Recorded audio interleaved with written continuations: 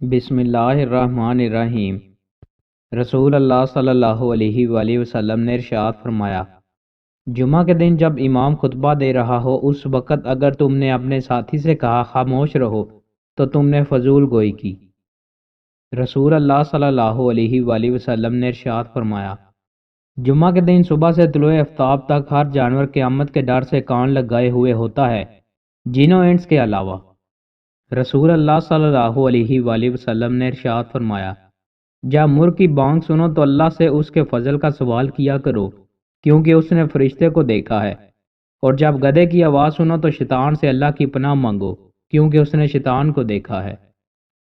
رسول اللہ صلی اللہ علیہ وآلہ وسلم نے ارشاد فرمایا، جب کوئی صدقہ وصول کرنے والا تمہارے پاس آئے تو جب وہ تم سے واپس جائے تو اسے تم سے راضی ہونا چاہیے۔ رسول اللہ صلی اللہ علیہ وآلہ وسلم نے ارشاد فرمایا، جنت میں آدمی کا درجہ بلند کیا جاتا ہے، وہ کہتا ہے یہ کس وجہ سے ہوا؟ اسے کہا جاتا ہے تیری اولاد کے تیرے لیے دعائیں مغفرت کرنے کی وجہ سے۔ رسول اللہ صلی اللہ علیہ وآلہ وسلم نے ارشاد فرمایا، جس شخص کو یہ بات محبوب ہو کہ وہ ایمان کا ذائقہ چکھے، اسے چاہیے کہ کسی شخص سے صرف اللہ کی رضا کے لیے محبت کیا کرے۔